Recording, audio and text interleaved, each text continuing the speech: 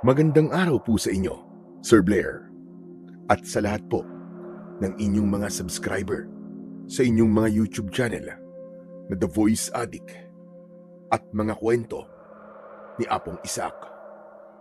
Bata pa lang ako, mulat na ako sa mga kwento tungkol sa mga aswang at kung ano-anong nilalang na gumagala kapag madilim na.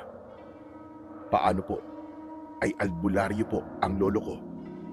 Kaya alam ko na hindi lang basta sabi-sabi ang mga ito. Pero kahit alam ko ang tungkol sa kanila, iba pa rin pala kapag ikaw na mismo ang hinarap ng panganib. Akala ko sapat na ang pagiging pulis ko at ang mga itinuro sa akin noon para maging handa ako sa lahat ng oras. Ngunit maling-mali pala ako. Ikikwento ko po sa inyo ang naging karanasan ko kung saan hindi ko nagamit ang kakayahang ito para protektahan ang taong pinakamahalaga sa akin. Siya nga pala, ako po si Kevin. At ito ang aking kwento.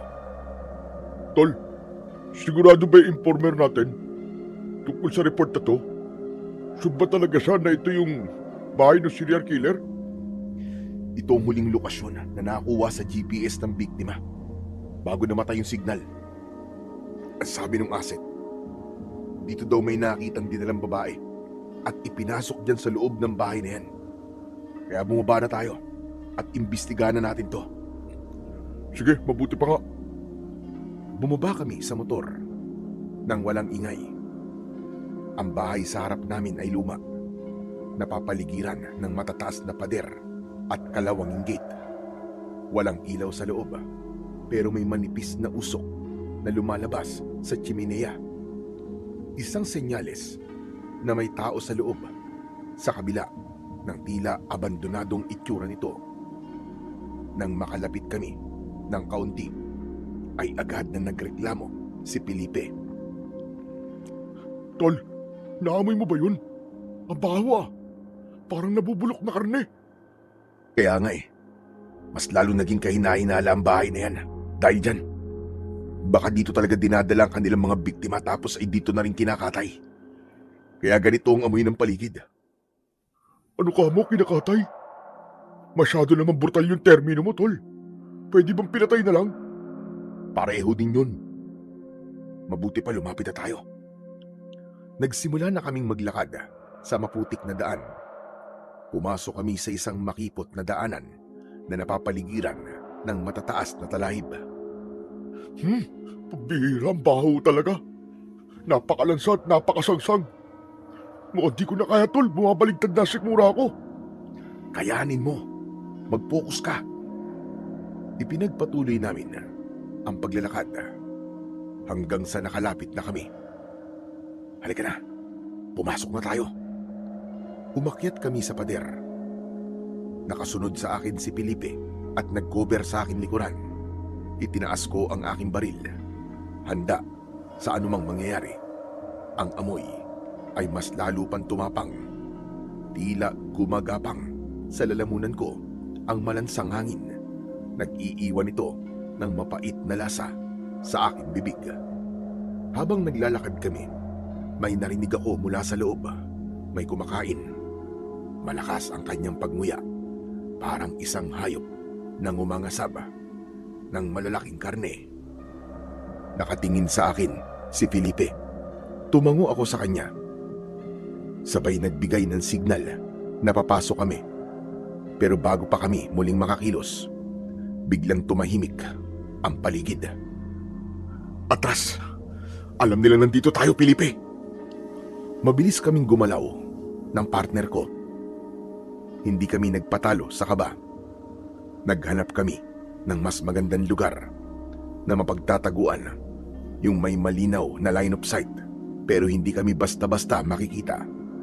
At ang lugar na nakita namin ay sa likod ng malalagong mga halaman. Mabilis kaming nagtago at tumahimik. Maya-maya pa, dahan-dahang bumukas ang lumang pintuan. Napalunok ako sa akin nakita. Isang matandang babae ang lumabas sa balkonahe para magmanman. Ang kanyang buhok ay magulo. Yung kanyang balat ay kulay abo at tuyot. Nanlilisik ang kanyang mga mata na kulay pula at ang kanyang mga kuko sa kamay at paa parehong mahahaba at matatalas na kulay itim. Inamoy-amoy niya ang hangin, tapos ay biglang napatingin sa direksyon kung saan kami nagtatago. Ilang sandali pa ay nakita ko ang paglabas ng isa pa galing sa loob. Lola, tara na po sa loob. Huwag na ho kayong tumambay dito sa labas at baka may makakita na naman sa inyo. Pumasok sila sa loob ng bahay. Doon lang ako nakahinga ng maluwag. Akala ko kasi ay mahuhuli na kami ni Felipe. Tol, nakita mo ba yun? Anong klaseng mga nilalang sila? Sila ba mga target natin? Mukhang sila na nga, Felipe. At mukhang alam ko na kung bakit sunod-sunod ang patayan sa lugar na to. Ano? Anong ibig mo sabihin, Tol? Hindi lang ito basta serial killer case. Mga aswang sila, Felipe. Yung mga biktima, hindi lang sila pinapatay, kundi kinakain sila. Seryoso ka ba? Aswang talaga? Sa panahon ngayon? Hindi ka naniniwala? Paano may papaliwanag yung nakita mong itsura nila? Sige nga. Baka naman may costume party lang. Sira ulo. At sino naman na magko-costume ng parang horror? Marso pa lang ngayon. Hindi talaga sila tao. Maniwala ka sa akin. Kaya pala ganito kalansa rito. Kung ganun, ay totoo nga mga aswang. Tapos kinakain nila. Huminahon ka. Huwag kang magsusuka rito at baka maamoy nila tayo. Malakas ang pang-amoy ng mga aswang. Saka huwag kang matakot. Anong wag matakot na sinasabi mo? Nakakatakot kaya? Mabuti pa umuwi na tayo, Tol. Huwag na tayo magtagal dito. Takot ako sa multo eh. Sira ulo. Hindi naman multo mga aswang eh. Kahit na. Kakainin tayo ng mga yan eh. Wala tayong panlaban sa kanila kung sakali. Kaya tara na, Tol. May mga baril naman tayo ah. Tatalab ang bala. Pero kailangan ay sakto ang tama. Patamaan mo sa dibdib o kaya sa ulo para patay ka agad. Sandali. Bakit ba ganyan ang tono mo? May plano ka magtagal dito? Oo. Napapaliw ka na ba? Baka mamaya tayo sunod nilang maging hapunan. Hindi yan. Sa palagay ko, busog naman sila eh. Mananatili muna tayo dito para magmanman. Alamin natin kung paano sila gumalaw. Bago pa makapagreklamo, ang kabady ko, may narinig kaming biglang kumalabog sa itaas ng bubong ng bahay. Tumingala ako at nakita ko ang isang nilalang na mabilis na gumagapang pababa sa dingding. Maya-maya pa ay nasa lupa na ang aswang na ito at biglang tumalon sa tapat namin. Alam na ng aswang na naroon kami. Kaya naman, hindi na ako nag-atubili. Agad akong nagpaputok, pero maliksi na nakaiwas ang aswang. Bago pa man makapag-react si Felipe, mabilis na sumugod ang aswang papunta sa akin. Nagpaputok ako muli at lumabas na sa likod ng mga halaman. 2 bala ang bumuon sa dibdib ng nilalang. Ngunit buhay pa din ito at di man lang naapektuhan sa bala ng baril. Tapos mula doon sa pinto ng bahay, may 2 aswang pa na lumabas. Tumakbo sila papunta kay Felipe. Umalingaw-ngaw ang sunod-sunod na putok ng baril. Pinaulanan namin sila ng bala. Anak ng putya, Kevin! Tinamaan ko na sa dibdib yung isa. Pero bakit parang walang epekto sa kanya? Buhay pa rin! Sige lang, huwag kang hihinto. Paulanan mo ng bala. Sa ulo mo naman tamaan. Huwag mong hayaang makalapit sa atin. Kumusta ang bala ko? Wala na akong magasin. Diyos ko po, papalapit na sila. Nakita kong lumundag ang isang aswang habang ang isa naman ay gumagapang ng mabilis sa lupa na para bang gagamba. Napagtanto kong hindi uubra ang tama ng baril. Kaya naman, binitiwan ko ito at hinugot ko mula sa bewang ang isang lumang punyal na pagmamay-ari dati ng lolo ko. Diyan ka lang sa likod ko. Huwag kang lalayo sa akin. Ano? Teka lang, anong plano mo? Bakit binitiwan mo ang baril mo? Hindi ko na siya sinagot.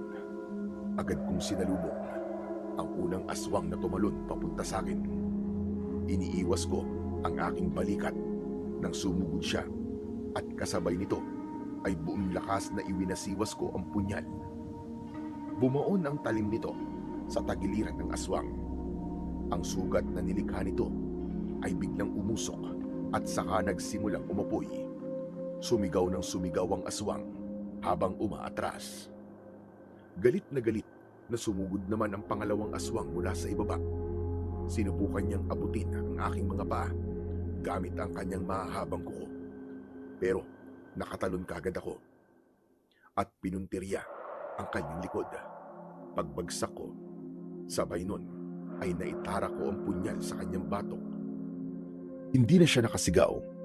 Namatay ito agad at diretsyong nilamon ng apoy. Muli akong pumwesto sa harap ni Felipe. Ang punyal ay nakaturo sa dalawa pang natitirang mga aswang. Sige, lumapit kayo sa akin.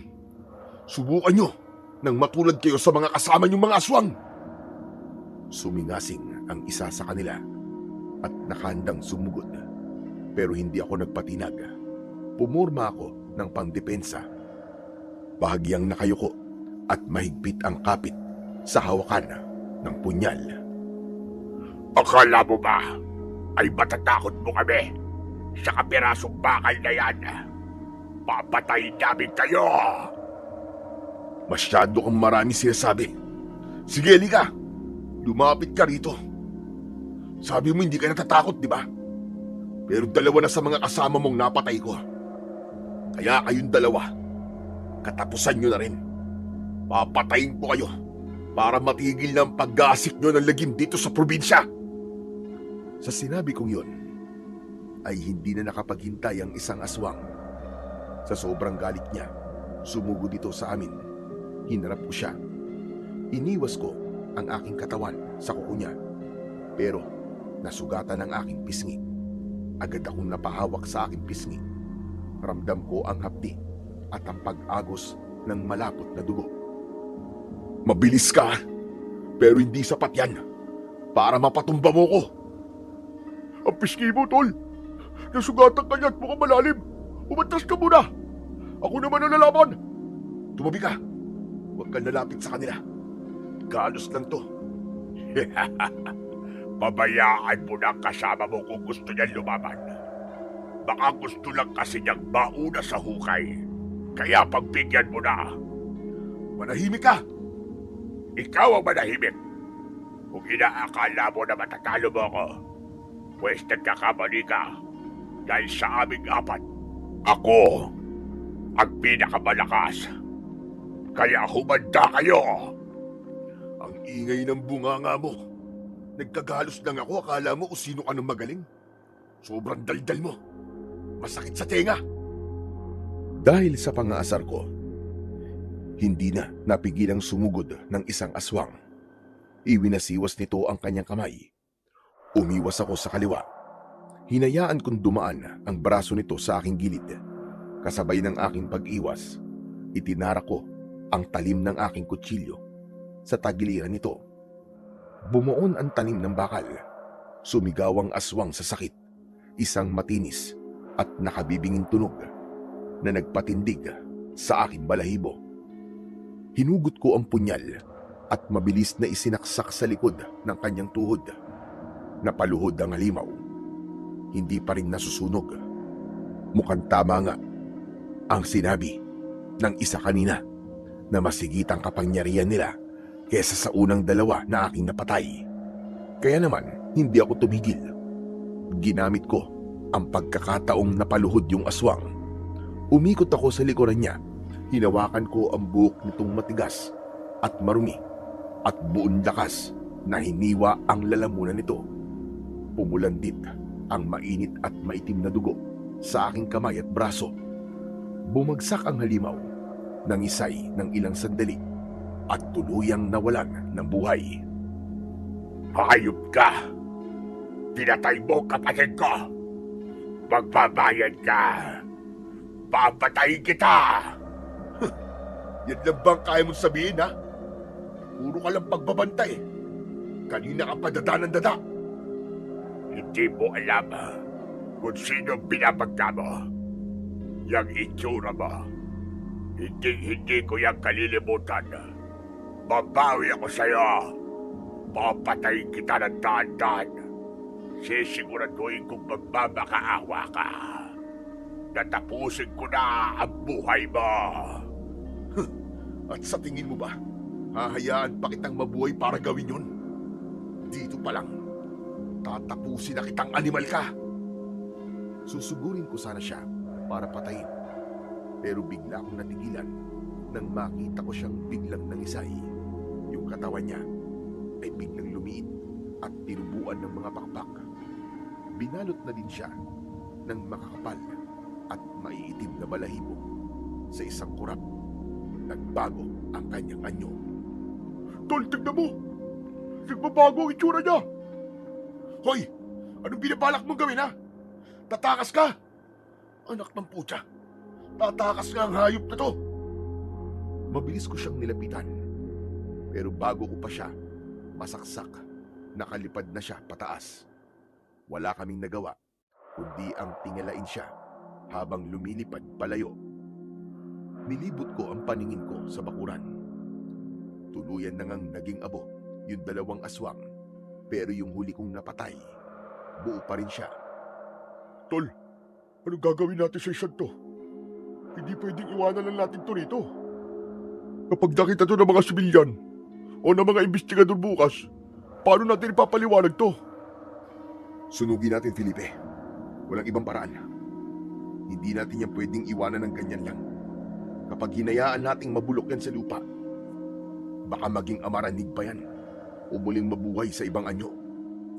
Kailangan natin siguraduhin na wala nang matitira kahit isang hibla ng buhok niya. Susunugin? Paano? Wala tayong dalang gasolina, Kevin. At baka makatawag pa ng pansin kung gagawa tayo ng malaking apoy dito sa gitna ng gabi. Bumalik ka doon sa motor. May bote doon sa may compartment. Gawan mo ng paraan kung paano makakakuha ng gasolina sa tangke. Sige na, bilisan mo. Ayokong tumagal pa tayo dito. Dahil baka makatawag pa ng ibang resback yung aswang na nakatakas. Resback? Anak ng teteng, oo nga pala. Masama nun kung babalik siya dito ay may dalang malaking kawan. Sige na. Babalik lang ako sa motor sandali. Huwag kang aalis dyan, ha? Mabilis na tumakbo si Felipe patungo sa aming motor. Naiwan ako mag-isa sa tapat ng dugo ang bangkay ng aswang. Pinunasan ko ang dugo sa aking pisngi gamit ang likod ng aking palad. Maapdi yun, pero mas matindi ang kaba sa dibdib ko. Maya-maya pa, narinig ko ang yabag ni Felipe na tumatakbo pabalik. Hingal na hingal siya habang bitbit ang boteng may lamang gasolina. Eto na! Buti na lang, mayos akong nakuha sa compartment mo. Muntik pa akong masuka sa lasa ng gasolina nang hinigop ko yung tangke. Akin na. Talital mo talaga kahit kailan. Di na lang iabot eh. Sungit naman ito. O yan! Kinuha ko ang bote at dahan-dahang ibinuhos ang gasolina sa buong katawan ng aswang. Ang amoy ng petrolyo ay humalo sa malansang amoy ng dugo. Masakit ito sa ilong. Kumuha ako ng lighter mula sa bulsa ng aking uniforme. Sigurado ka ba talaga dito, Kevin? Baka kasi may makakita ng apoy at saka... Mas mabuti nang makakita sila ng apoy kesa naman makakita ng halimaw na muling nabuhay. Kaya lumayo ka na at sisindihan ko na to. Pinitik ko ang lighter at inihulog sa dugo ang katawan. Sa isang iglap, bumuga ang malakas na apoy. Unti-unti ay nilamon nito ang patay na aswang. Kasabay ng pagtupok ng apoy ay ang paglabas ng isang maitim at mabahong usok. Grabe! Hindi ako makapaniwala sa mga nakita ko ngayong gabi. Pero teka, ang galing ng punyal na ginamit mo ah. Ibig sabihin, yung mga aswang, hindi sila tinatabla ng bala. Pero sa punyal, namamatay at nasusunog sila. Paano nangyari yun? Hindi naman sa hindi sila tinatablan ng bala, Felipe. Nakita mo naman, di ba? Tumatagos yung tingga. Bumabaon sa laman nila. Pero ang problema, mabilis maghilom ang mga sugat nila. Pero tong punyal, iba to. Paano iba? Bakal din naman yan, di ba? Binili mo ba yan sa kung saan anting-anting shop? O pinagawa mo sa panday na may alam sa ganyan? Hindi. Pamana to ng lolo ko bago siya pumanaw.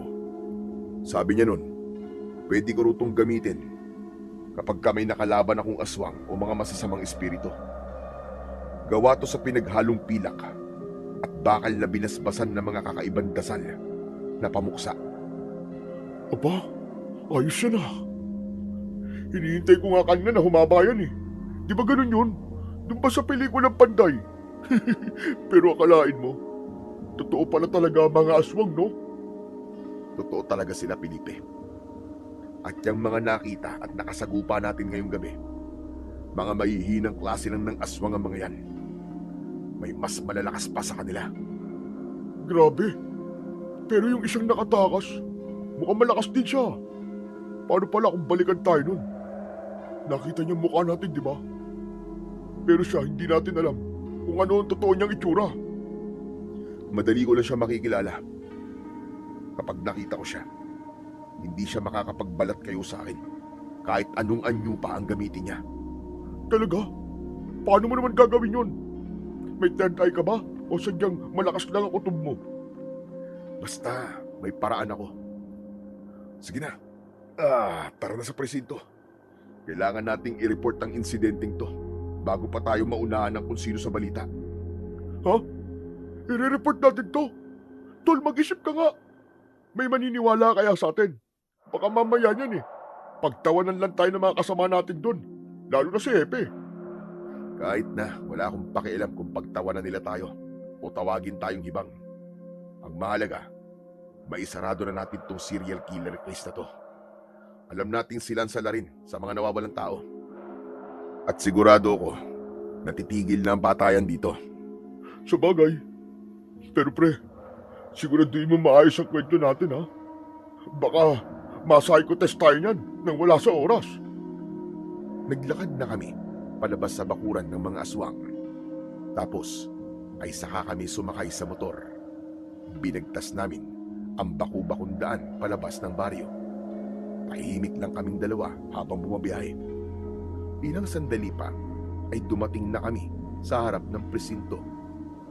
Pinatay ko ang motor at sandaling nanatiling nakaupo. Tinignan ko ang aking kamay.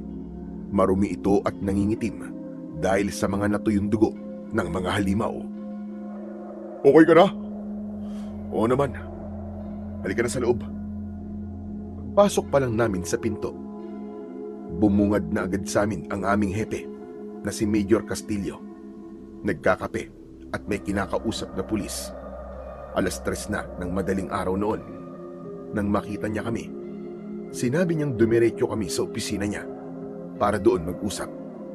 Nang nandun na kami, nagsimula siyang magtanong. Anong nangyari sa lakad niyo? Nahuli niyo ba yung serial killer? Hindi kami kagad nakasagot. Si Felipe ay napayuko at ako naman ay tinatantya pa kung paano ko ikikwento sa kanya ang mga nangyari. Ano nangyari sa'yo? Bakit duguan yung pisngi mo? Napasabak ba kayo? Ano ba talaga nangyari? Sir, hindi niyo po papaniwalaan eh. Yung target na bahay sa baryo na yun. Sir, hindi tao nakatira eh. Anong hindi tao? Ano yun, alien? Sir, pakinggan niyo po muna kami. Yung mga nakatira doon, hindi sila tao. Mga aswang po sila. At ito nga, inatake po nila kami. Nasugatan ako.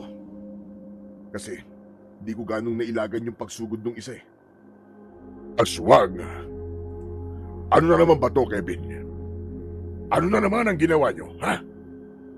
Kayong dalawa, wala na talaga kayong ginawang matino. Puro na lamang kapalpakan at kasinungalingan. Binibigay ninyo dito sa aking departamento. Sir, seryoso ako, sir. Hindi ako nag-iimbento para lamang pagtakpan ng kahit na ano. Talagang inatake kami ng mga aswang. Tumigil ka! Kayo ba'y nakainom? O baka naman, nanonood kayo ng kung anong horror movie habang naka-duty? Kaya kung ano-ano ang mga iniimbento niyong tungkol sa kwentong aswang. Sa panahon ngayon, naniniwala pa ba kayo sa kwentong barbero na yan? Sir, totoo po. Muntik na nga kami mamatay eh. Kita niyo yung sugat ni Kevin sa pisngi. Kuko po ng aswang ang gumawa nun. Tama na, tama na. Mas lalo na ninyong ginagawang katatawanan na sarili ninyo. Bukas na bukas, magpa-drug test kayong dalawa, ha? Sige po, sir. Kahit ngayon na po kung gusto nyo magpapadrug test po kami. Wala kaming ginagawang kabalbalan, sir, habang naka-uniforme kami. At wala din kaming tinatago. Pero sana naman, sir, kahit labas sa report, papuntahan nyo ang lugar bukas ng umaga. Tignan nyo yung bahay at yung bakuran para malaman nyo na nagsasabi kami ng totoo. Oo nga naman, sir. Pa-search nyo po yung bahay at talagang umaalingasaw sa baho. Hindi na po namin pinasok kasi sobrang baho talaga eh. Totoo yung sinasabi ni Felipe, sir. Yung hawak nating kaso tungkol sa mga serial killer case. Yung mga biktimang wakwakan tiyan at wala nang lamang loob. Posibleng sa bahay na yung dinadala yung mga biktima. Tapos doon pinapatay at kinakain. Tapos itinatapon na lang yung tira nila sa kung saan saan. Pero ngayong patay na sila, sir, ligtas na po mga tao. Magaling, magaling. Sa dami ng mga naging kapalpakan ninyo, mahusay kayong humabi ng mga kwento. Niloloko niyo ba ako? O sige, nasan yung mga suspect? Nasan yung mga ebidensya? Wala, sir. Nasunog sila nung sinaksak ng punyal nitong si Kevin. Tapos yung isa, binuhusan namin ng gasolina. Tama po yun, sir. Sir, makinig ka naman sa amin. Hindi ka namin niloloko. At mas lalong hindi kami nagpapalusot. Kung ayaw niyo po kaming paniwalaan sa kwentong aswang, ang mahalaga tapos na po ang patayan. Wala nang itatapong bangkay. Wala na po mga serial killer na kinatatakutan ng mga tao. Binuhusan niyo ng gasolina. Nahihibang na ba talaga kayo? Naku, mabuti pa eh. Ibigay niyo muna sa akin yung badge at service firearm niyo. Dali, akin na. Sir, bakit niyo po kinukuha? Suspendido muna kayong dalawa. Effective immediately. Hindi ko pwedeng palampasin ang ginawa niyo na gumagawa kayo ng kwento tungkol sa aswang na nagpapakitang wala kayo sa tamang kaisipan habang kayo ay naka-duty. Sir, maawa naman kayo, sir. Ginawa lang po namin trabaho namin para protektahan ng mga tao. Trabaho? Ang trabaho ng pulis ay kumuha ng ebidensya at manghuli ng mga kriminal. Hindi ang mag-cremate ng kung sino-sino sa gitna ng dilim. Paano kung tao yun? At napatay ninyo sa maling paraan? Hindi kayo pa magiging kriminal. Kayong dalawa, paiimbestigahan ko kayo. Oras na may ginawa talaga kayong kabalbalan, hindi ko kayo sasaluhin. Dahil ako mismo ay magpapakulong sa inyo. Sa sandaling yun, ramdam ko na talagang wala na kaming pag-asang mapaniwala ang aming hepe. Kahit na anong paliwanag ang gawin namin, sarado na ang isip niya. Para sa kanya, 2 palpak na pulis lang kami na gumawa ng malaking gulo sa duty. Dahan-dahan kong kinuha ang aking service firearm mula sa holster at inilapag ito sa ibabaw ng lamesa ni Major Castillo. Sumunod din si Felipe. Bagaman nanginginig ang kanyang mga kamay habang inilalabas ang sa kanya, sunod naming ibinigay ang aming badge at ID. Mabuti naman at madali naman pala kayong kausap. Sige na, umalis na kayo sa harapan ko at hintayin niyo ang tawag ko. para sa investigasyon. Lumabas kami ng presinto na para bang mga basang sisiw. Nakayuko si Felipe, pero ako, taas noo akong dumaan sa harap nila. Narinig ko yung mahihina nilang mga bulong-bulungan at tawanan, pati na ang pasimple nilang pangungutya. Pero binaliwala ko yun. Pagdating namin sa parking lot, kinuha ko ang susi ng motor ko sa bulsa.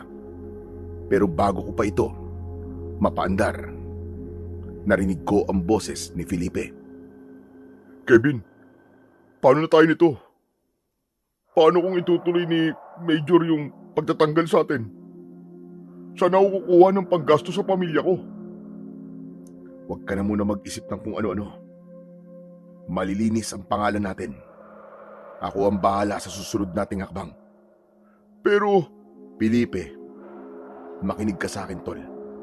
Isipin mo to. Kung di tayo lumaban kanina, malamang pinagpipiesta na tayo ng mga aswang na yun.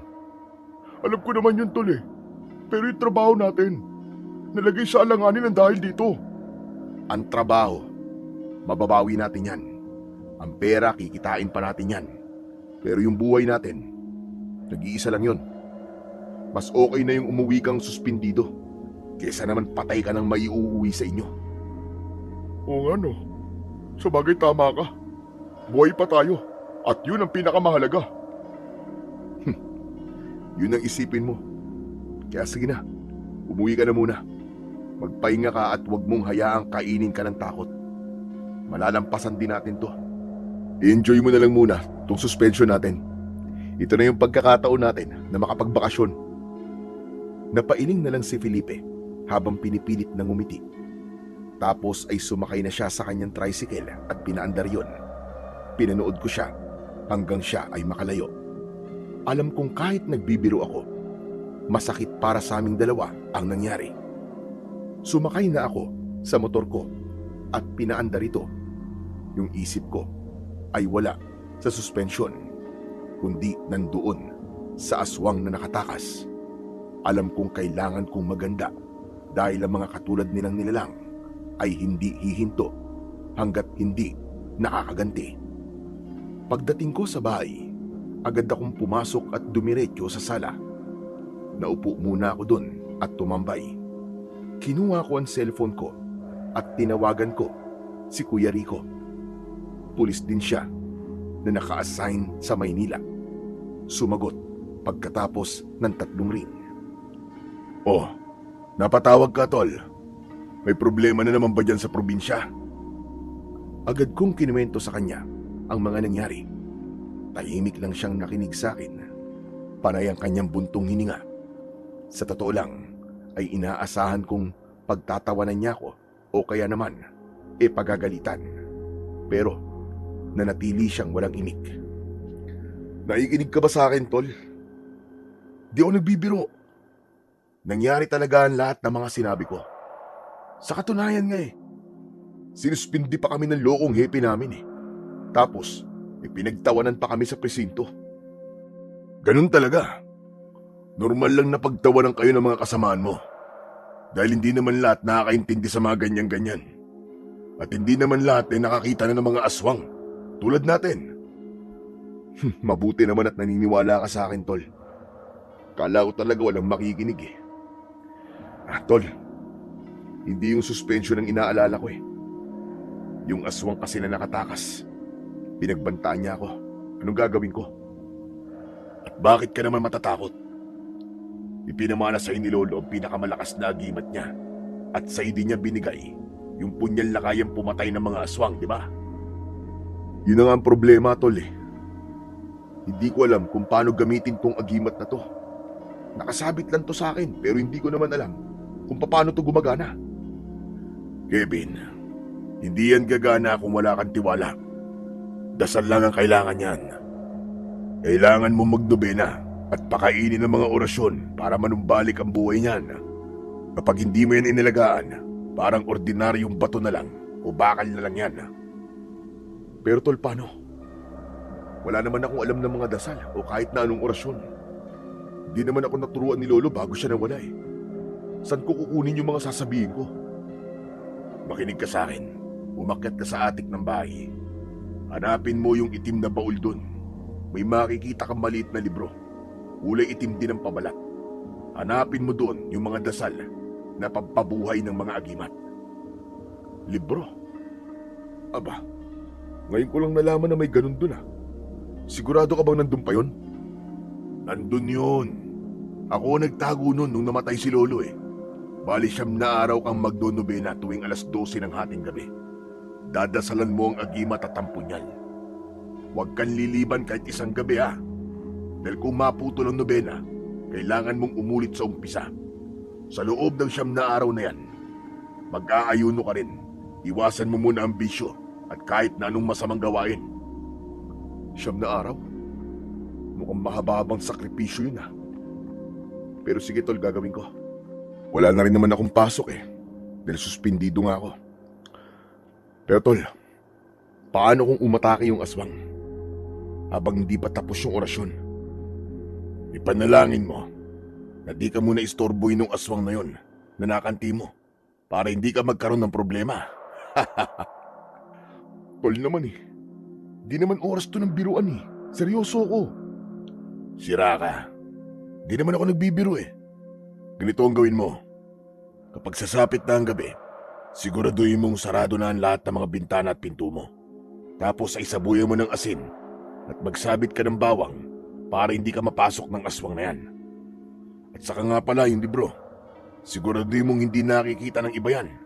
Itago mo ng maayos. Sige tol, salamat.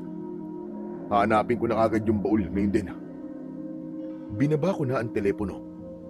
Tumingala ako sa kisame, sa direksyon kung nasaan ang atik. Kahit pagod na ako at inaantok, kailangan kong kumilos. Dahan-dahan akong tumayo. Kumuha ako ng flashlight at umakyat sa hagdan patungo sa atik. Maalikabok sa taas at puno ng mga lumang gamit.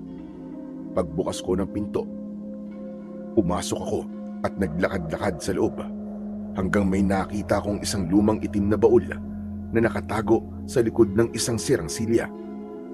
Nilapitan ko ito at kinuha. Maingat ko ding binuksan ang baul. Medyo kinakabahan ako habang binubuksan ang takip nito. At pagbukas, nakita ko ang iba't ibang mga mahahalagang gamit ni Lolo. At isa na dito, yung itim na libro. Ayos. Totoo nga yun sabi ni Tol Rico. May itim na libro nga dito. Kinuha ko ang maliit na libro at maingat na isinara ang baul. Dahan-dahan akong bumaba ng hagdan mula sa atik. Pagdating ko sa sala, muli akong naupo sa sopa. Binuksan ko ang unang pahina ng aklat. Amoy luma na ang mga papel nito. Medyo madilaw na din ang kulay. Punong-puno ang mga pahina ng mga sulat kamay na mahirap basahin sa simula. Hinanap ko yung sinasabi ni Rico tungkol sa pagpapakain ng orasyon sa agimat at punyal. At hindi nga ako nabigo. Nakita ko ang mahalagang impormasyon na kailangan ko. Pero dahil sa sobrang pagod at puyat ko dahil sa ikwento namin sa aswang, unti-unting bumigat ang talukap ko. Sinubukan kong idilat ang mga mata ko para ituloy ang pagbabasa. Pero ang mga letra ay nagsimula ng magdikit-dikit at lumabo. Hanggang sa hindi ko na namalayan na nakatulog na ako. Kinabukasan ay nagising ako sa sunod-sunod na katok sa aming pinto. Pagdilat ko ng mga mata ko, nakita ko ang orasan. 10:00 na. Anak ng putya, tinanghali na ako. Mabilis kong isiningit ang maliit na libro sa ilalim ng sopa at saka ko dahan-dahang tumayo para lumapit sa pinto. Kevin, tol! Gising ka na ba? Kevin! Andiyan na! Sandali lang! Nang buksan ko ang pinto, ay agad na bumungad sa akin si Felipe. Hingal na hingal siya at mukhang pagod, pero kita ko sa mukha niya ang labis na saya. Naku, mabuti at gising ka na, tol. Hindi ako nakatiis. Pinuntahan kita kagad dito kasi may maganda akong balita para sa'yo. Ano yan? Bakit parang nanalo sa loto ang itsura mo? Higit pa sa loto, tol. Alam mo ba, galing ako sa headquarters kanina. Narinig ko yung balita galing sa mga nag-imbestiga doon sa bahay ng mga aswang. Oh, ano sabi? Nakita na ba nila yung mga ebidensya na kailangan nila? Hindi daw eh. Sabi ng team ni Major at ng mga taga-Soko, wala raw silang nakitang anuman trace na may sinunog sa lugar na yun. Malinis na malinis daw yung loob, pati na yung bakuran. Walang baho. Walang mga patay. Parang walang nangyari. Malinis? Paano? Paano nangyari yun? Hindi ko nga alam eh. Pinasok daw nila yung loob ng bahay at puno lang ng makapal na alikabok at tila matagal ng abandonado. Walang bakas ng dugo, walang masangsang na amoy, wala lahat, tol. Talaga? Sigurado ka ba? Oo nga. At magandang balita yun para sa atin dahil walang nakitang bangkay o ebidensya ng sunog. Wala rin basihan si Major para kasuhan tayo ng tampering of evidence o murder. Sabi daw ni Major kanina, baka daw sobrang pagod lang tayo kaya kung ano-ano na nakikita natin. Pero dahil wala namang biktima o sinunog na tao, ibig sabihin, malinis ang pangalan natin. Wala siyang pwedeng ikaso. Ibig mong sabihin, bawi na ang suspensyon natin? Hindi pa agad-agad, ikaw naman. Pero sabi ng sekretary ni Major, baka daw i-lift na rin yun sa loob ng 2 araw.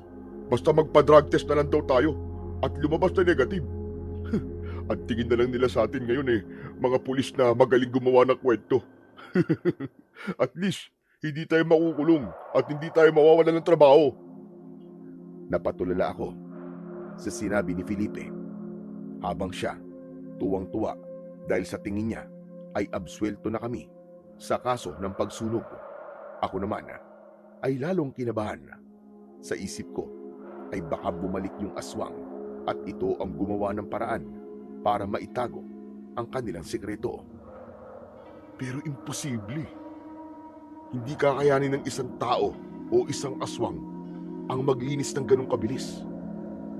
Ibig bang sabihin ito, marami pa sila? O kaya naman Ha? Ano ba sinasabi mo dyan, Tol? Bakit bumubulog ka? Wala. Masaya lang din ako na malinis na ang pangalan natin. Kaso, nagmukha lang tayong sinungaling at walang kwenta dahil sa kaso na yan. Manalangin na lang tayo na wala nang maging serye ng patayan dito. Dahil kung hindi, ay tiyak na mas mapapahiya pa tayo sa mga kasama natin. Kaya nga pero hayaan mo na. Ang importante, hindi tayo matatanggalan ng lisensya bilang pulis. Pilit akong ngumiti para hindi mahalata ni Felipe ang takot ko. Habang nagdiriwang siya, lalong tumatatak sa isip ko na kung malinis ang bahay at nawala ang mga ebidensya, 2 lang ang ibig sabihin nun. Marami pa sila o kaya naman ay may malakas na mahika ang kalaban. Napahilig ako sa sandalan ng sopa. Hindi makapaniwala. Yung mga mantsa ng dugo, yung mga nasirang halaman, yung usok sa chimenea, yung bangkay na sinunog ko, at yung mabahong amoy. Hindi pwedeng nawala na lang yun ng parang bula. Sige tol, pabalik na muna ako sa amin ha. Dumaan lang naman ako dito para ibalita sa iyo yung nangyari. Sige tol, salamat. Mag-iingat ka. Balitaan mo na lang ako uli kapag may nalaman ka pa. Sige, walang problema. Pagkaalis ni Felipe, isinara ko na ang pinto at muling kinuha ang itim na libro sa ilalim ng sopa. Binuksan ko ito. Ayon sa nakasulat, kailangan kong magsimula ng eksaktong 12:00 ng hating gabi. Habang naghihintay ng oras, minarapat kong pag-aralan muna ang mga nakasulat sa libro. Hindi madaling bigkasin ang mga salita. May mga bahagi na tila nabubulol ako at may mga titik o salita na ngayon ko lang nababasa.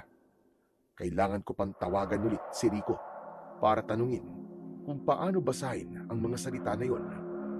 Habang naghihintay na sagutin niya ang tawag, napatingin ako sa punyal na nakapatong sa lamesa.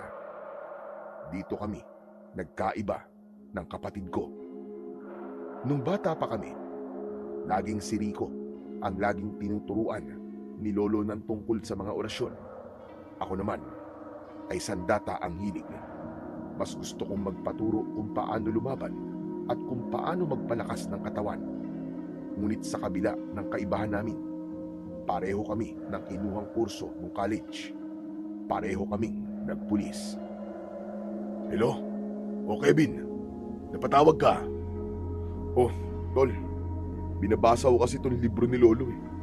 Pero may mga salita rito na hindi ko talaga makuha eh. Hindi ko alam basahin. Sabi ko na nga be. Sige nga, basahin mo sa akin. Yung bahagi na nahihirapan ka. Pakikinggan ko kung tama ang bigkas mo. Inabot kami ng halos 1 oras. Isa-isa niyang ipinaliwanag ang tamang diin ng bawat salita. May mga parte na kailangan mabilis ang pagbigkas at may mga parte na dapat ay kailangan binubulong lang para hindi maistorbo ang ibang espiritu. Tandaan mo, tol, lahat ng mga tinuro ko sa'yo. Gawin mo na yan. Hindi lang sa agimat, kundi maging sa iyong punyal. Dahil ang punyal na hawak mo, kailangan din ng gabay ng orasyon. Parang sa baril din kasi yan. Ang dasal ay ang pulbura at ang punyal ay ang bala. Sige, tol. Salamat ah. Wala yun. Asya nga pala. Pagkatapos ng orasyon mo, baka naman pwede kang pumunta dito para naman magkita tayo kahit sandali lang. Sige, tol. Pagkatapos nito, luluwas ako dyan sa Maynila. Sana nga magkita pa tayo. Huy, bakit ganyan ka magsalita? Natural, magkikita tayo. Ano ka ba? Teka, tol. May problema ka ba dyan? Wala naman. Bale, may hawak lang akong isang high-profile case ngayon. At minsan kinakabahan ako. Nitong mga nakaraang gabi, parang may nararamdaman akong nakamasid sa akin dito sa tinitiran ko eh. Teka. Ibig mo bang sabihin ay may pakiramdam ka na may nagmamatiyag sa'yo dyan? At may kinalaman niyang kasong hawak mo? Aba tol, mag-iingat ka kung ganun. Oo. O siya, sige na. Babalik na ako sa presinto. Tawag ka na lang ulit, tol, kapag ka may nakalimutan ka na tinuro ko. Huwag kang liliban sa nobena, ha? Kahit anong mangyari, tapusin mo yan. Yan lang ang tanging paraan para maprotektahan mo ang sarili mo.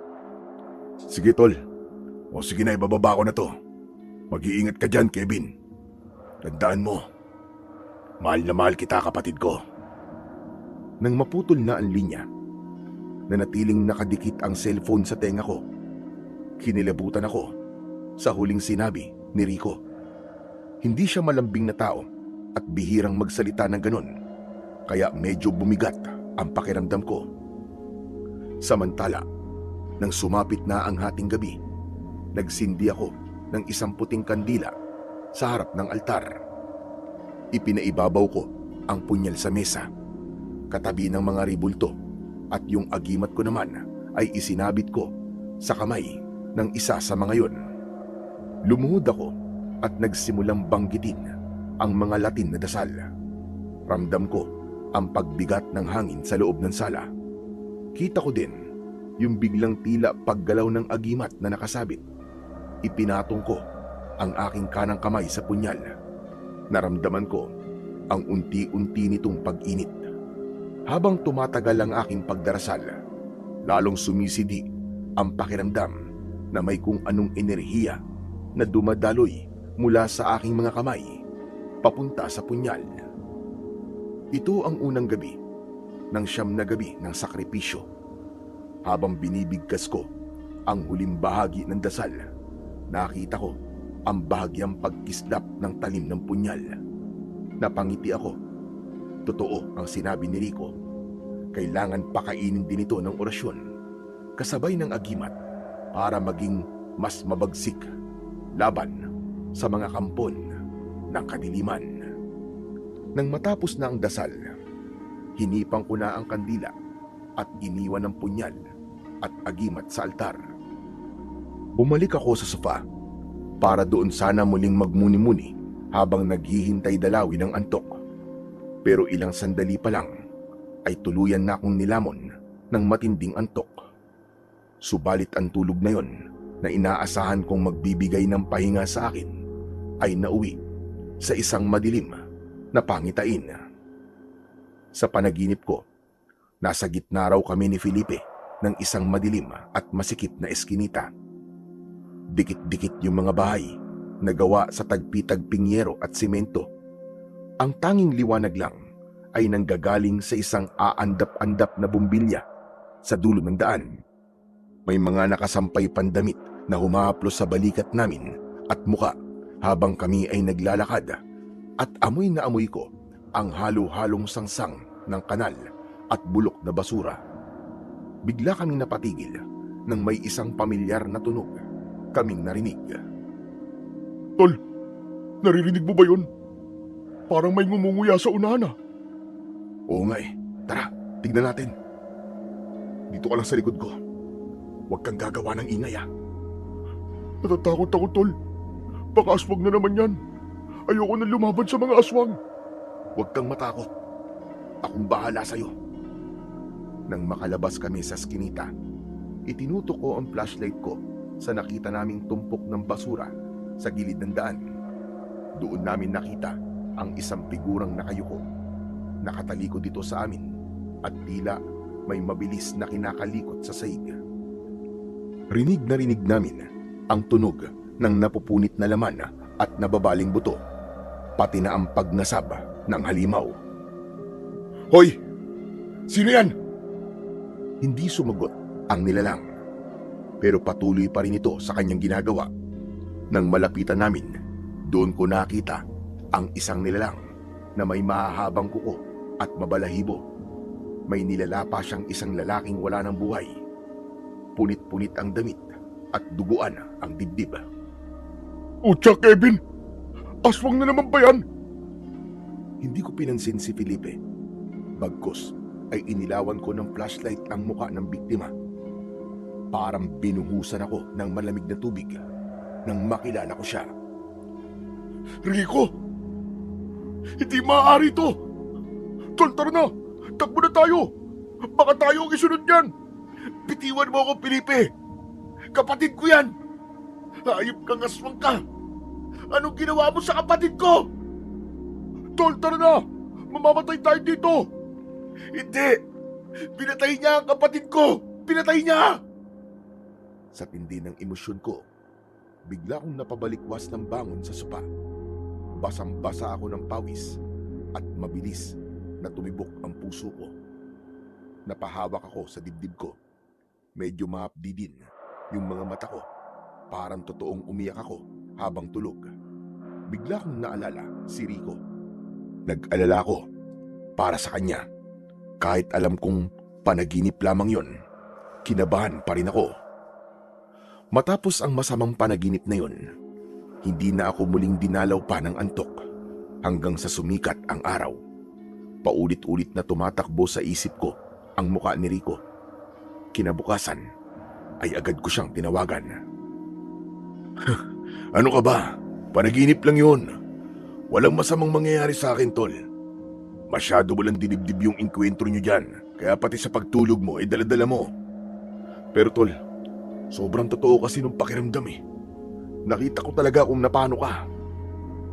Basta Tol, mag-iingat ka dyan ha. Huwag kang pakampante. Oo naman, palagi naman ako nag-iingat eh. Huwag kang masyado nag-aalala. Unang gabi pa lang ng pagnunubena mo eh, kung ano-ano na napapanaginipan mo. Huwag mo nang isipin yon. Kalimutan mo na. Magugulo lang yan ang konsentrasyon mo sa pag-oorasyon.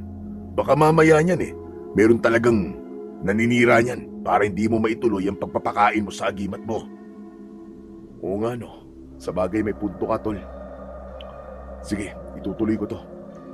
Basta pangako mo kapag may napansin kang kakaiba dyan sa Maynila, tawagan mo ako agad.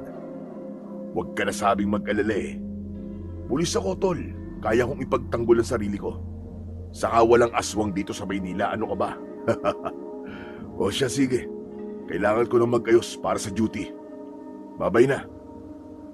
Nang maputol ang tawag, kahit papano, ay nabawasan ang bigat ng dibdib ko. Naisip ko, na baka nga dala lang ng puyat at pagod kaya kung ano-ano ang napapanaginipan ko. Lumipas ang 5 araw. Gaya ng inaasahan, tuluyan ng inilif ang aming suspension dahil walang nakuwang kahit anong ebidensya. Minabuti na lang ng mga nakatataas na ibalik kami sa trabaho kaysa mag-aksaya ng panahon sa imbestigasyong wala namang patutunguhan. Balik kami sa operasyon. Sa kabutihang palad, ginawang pang-umaga ang shift namin, kaya hindi ko naging problema ang pagtupad sa aking tungkulin. Gabi-gabi, pagsapit ng 12:00, ay humaharap ako sa altar para magnobena at magorasyon. Sa loob ng mga araw na yon, naging tahimik na ang lugar namin. Wala nang natatagpo ang bangkay na wakwak ang tiyan. Tila bumalik na sa normal ang lahat. Hanggang sa dumating ang 9 na araw. Ito ang huling gabi ng pagsasakripisyo.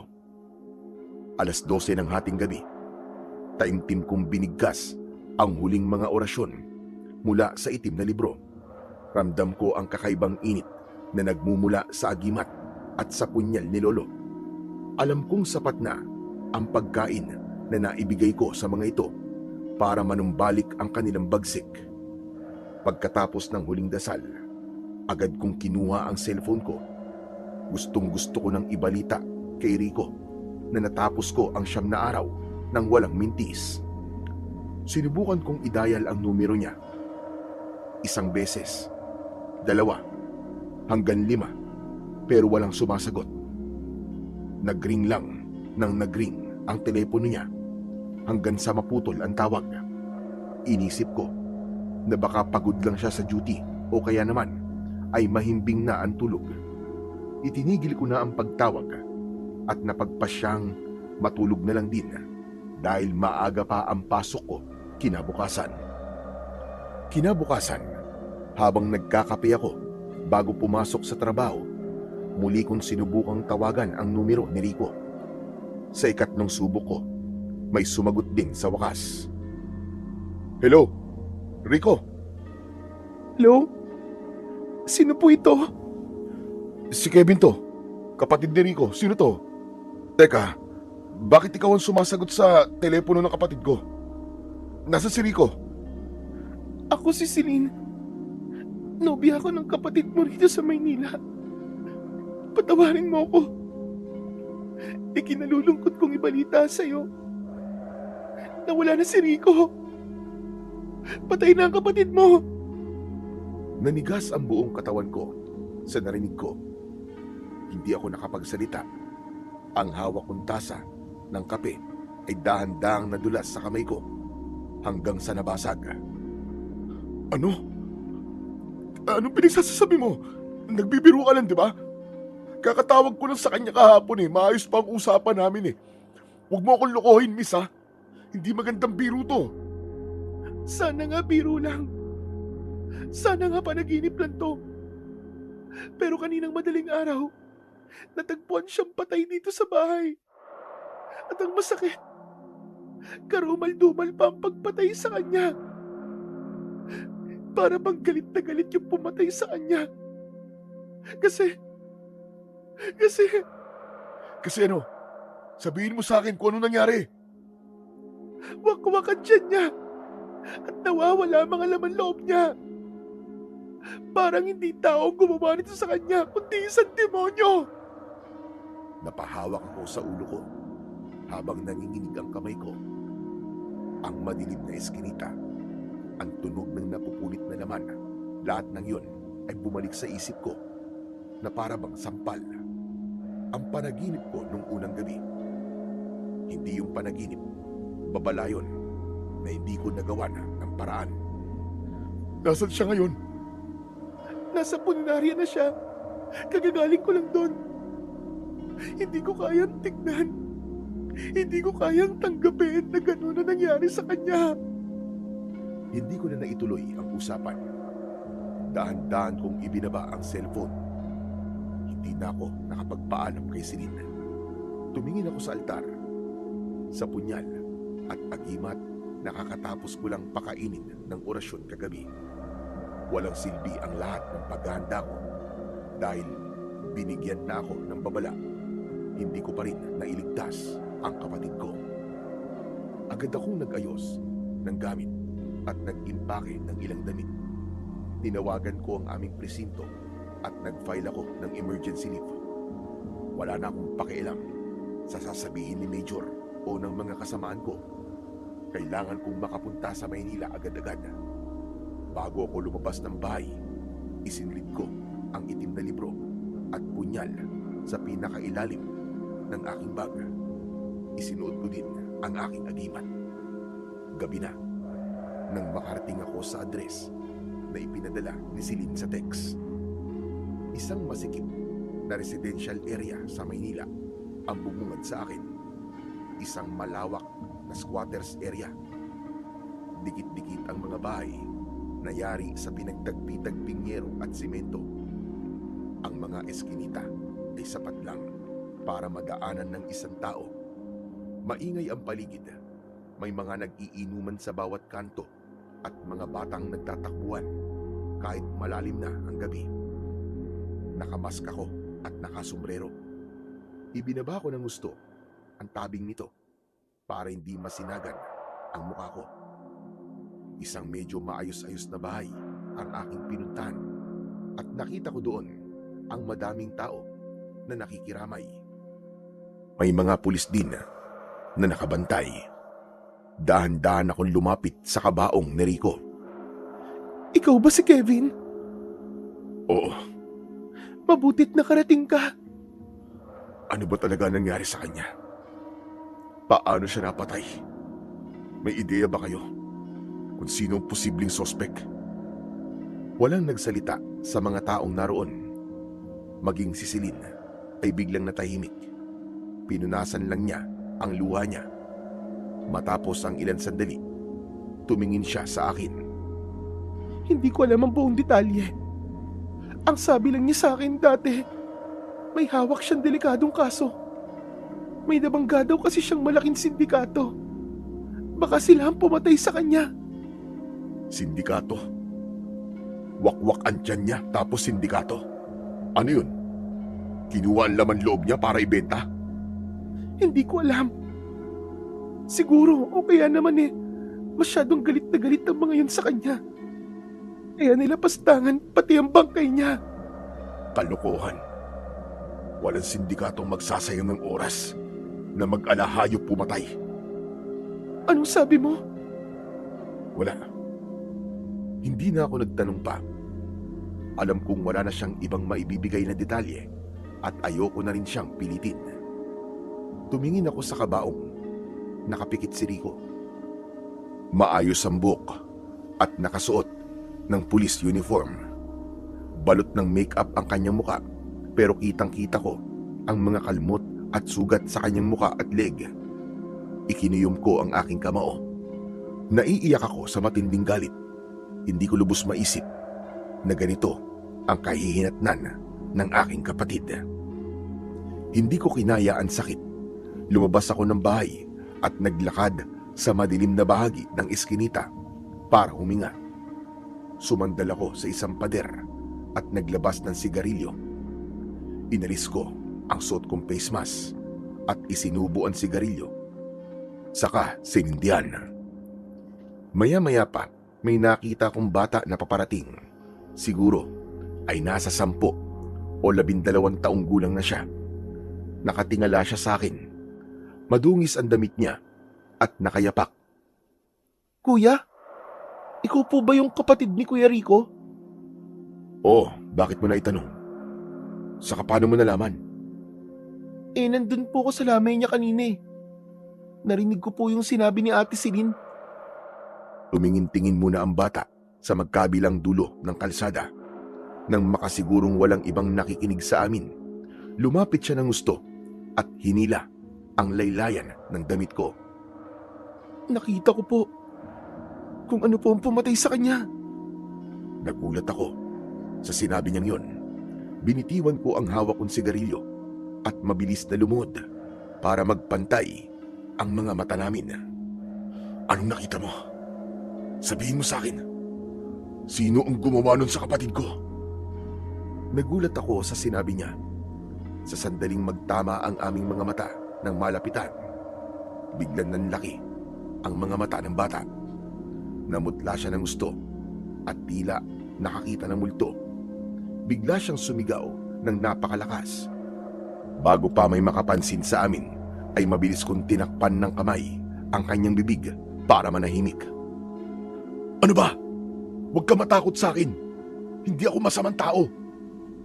Dahan-dahan kong inalis ang kamay ko nang maramdaman kong kumalma na siya ng konti. Pero nanginginig ang buong katawan. Multo!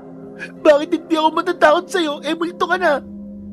Anong multo sinasabi mo? Buhay ako, bata. Hipuin mo pa ang kamay ko. Mainit to. Pero kamukha mo si Kuya Rico eh. Napabuntong hininga ko. Doon ko napagtanto ang dahilan kung bakit siya biglang natakot nang makita niya ako ng malapitan.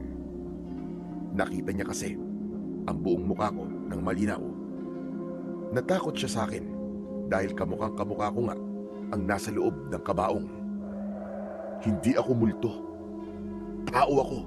Mahawakan ba kita kung multo ko? Kaya kami magkamukha ni Rico dahil kambal kami. Kambal? Ibig pong sabihin, dalawa kayong ganyan ng mukha? Oo, tama ka. Kaya huwag kang matakot. O sige na, ngayon, tuloy mo lang sinasabi mo kanina. Sabi mo, nakita mo ang pumatay sa kanya? Opo, pero hindi ko po alam kung maniniwala kayo sa akin ha. Kasi yung nakita ko pong pumatay sa kanya, hindi po tao. Hindi tao? Anong ibig mong sabihin?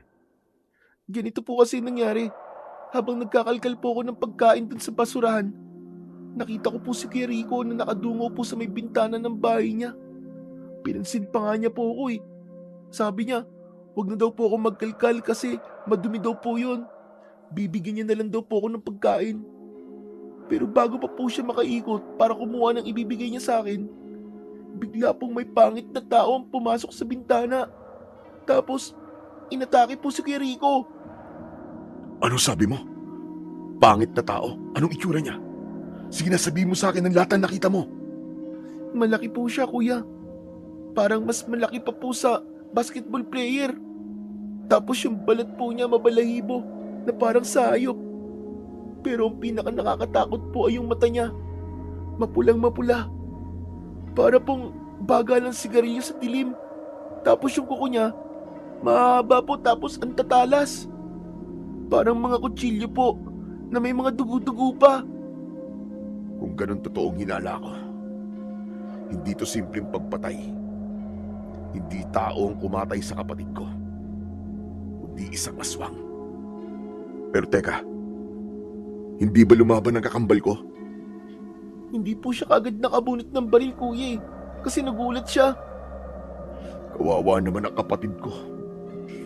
Siya nga pala, anong pangalan mo? Makmak po. Makmak, makinig ka ng mabuti sa akin ha. Wag na wag mong sasabihin kahit kanino yung mga nakita mo, yung mga nalalaman mo. At lalong wag mong ipagsasabi na kambal kami ni Rico. Malakas ang pakiramdam ko na nandirito pa sa paligid yung aswang. Baka nagmamasid lang yun sa dilim at naghahanap ng bago niyang biktima. Ayokong madamay ka pa. Tinapik ko ang balikat ng bata at nagpasalamat. Inutusan ko na siyang umuwi sa kanila para hindi na madamay pa. Nagmamadali naman siyang tumakbo palayo at nawala sa dilim. Naiwan akong mag-isa sa madilim na eskinita, nakatitig sa kawalan. Dito ko napagtanto na hindi ordinaryong krimen ang muli kong haharapin. Inapakan ko ang upos ng sigarilyo hanggang sa namatay ang apoy nito. Humiga ako ng malalim at tumingala sa madilim na langit. Pinapangako ko, hindi ako titigil. Hahanapin ko ang aswang na pumatay sa iyo, Rico. Sinusumpa ko yan. Sa sumunod na 2 gabi, nanatili ako sa lamay pero hindi ako nagpakita ng maayos sa mga tao. Palagi akong nakasombrero at nakamas. Pinipili ko lang ang mga pwestong madidilim at malayo sa maliwanag na ilaw. Ayokong may makakilala sa akin o makapansin na kamukhang kamukha ko ang nasa loob ng kabaong. Si Makmak ang naging mata at tenga ko sa lugar dahil alam niya ang bawat pasikot-sikot sa squatters area. Siya ang naglalakad-lakad para makinig sa usapan ng mga kapitbahay. Nag-imbestiga rin ako ng palihim. Ayon sa ilang residente, may napapansin silang kakaibang lalaki nitong mga nakaraang linggo. Tahimik lang daw ito, hindi nakikipag-usap at palaging gabi lang kung lumabas. Ikatlong gabi ng lamay. Malalim na ang gabi at kakaunti na lang ang mga taong nakikiramay. Nakaupo ako sa pinakadulong upuan, nakayuko at nakasandal sa pader. Maya-maya, may isang lalaking lumapit sa kabaon. Dahan-dahan kong iniangat ang aking ulo para tignan niya. Nakatalikod siya, kaya hindi ko makita ang mukha niya. Ngunit nang tumagilid ang lalaki, biglang tila tumigil ang mundo. Hindi ako pwedeng magkamali. Kilala ko ang mukhang yon at pamilyar ang aura na nakikita ko sa kanya.